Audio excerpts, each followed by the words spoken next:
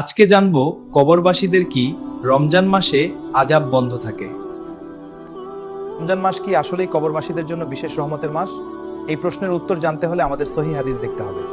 অনেকে বলেন রমজানে সকল কবরবাসীর আযাব বন্ধ থাকে, কিন্তু এর সহিহ প্রমাণ কি? সহিহ বুখারীতে এসেছে, রমজান এলে জান্নাতের দরজা খুলে দেওয়া হয়। সহিহ মুসলিমের হাদিসে আছে, জাহান্নামের দরজা বন্ধ করা হয় এবং শয়তানদের বেঁধে রাখা হয়। কিন্তু কোথাও স্পষ্টভাবে বলা হয়নি যে সব কবরবাসীর আযাব সম্পূর্ণ বন্ধ থাকে। কিছু দুর্বল বর্ণনায় কবরের আযাব হালকা হওয়ার কথা এসেছে, তবে তা সহিহ নয়। ইসলামে প্রমাণ ছাড়া কোনো কথা ছড়িয়ে দেওয়া ঠিক নয়।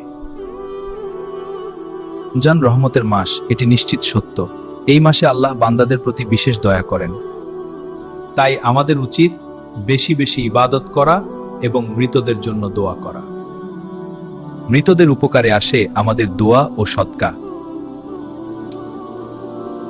রাসূলুল্লাহ আমাদের শিখিয়েছেন মৃতদের জন্য মাগফিরাত কামনা করতে। রমজানে দোয়া কবুলের সম্ভাবনা বেশি থাকে, তাই কবরবাসীদের জন্য দোয়া করা খুবই গুরুত্বপূর্ণ আমল। যে ব্যক্তি রোজা রাখে ঈমান ও সওয়াবের আশায়, তার গুনাহ মাফ করা হয়। রমজান আমাদের আত্মশুদ্ধির মাস। এই মাসে আমরা কুরআন তিলাওয়াত বেশি করি। বিসমিল্লাহির রহমানির আলামিন। চাই আল্লাহ আমাদের ও আমাদের মৃত আত্মীয়দের ক্ষমা করুন। ভুল তথ্য না ছড়িয়ে সহিহ দলিল ভিত্তিক কথা বলা একজন মুসলমানের দায়িত্ব।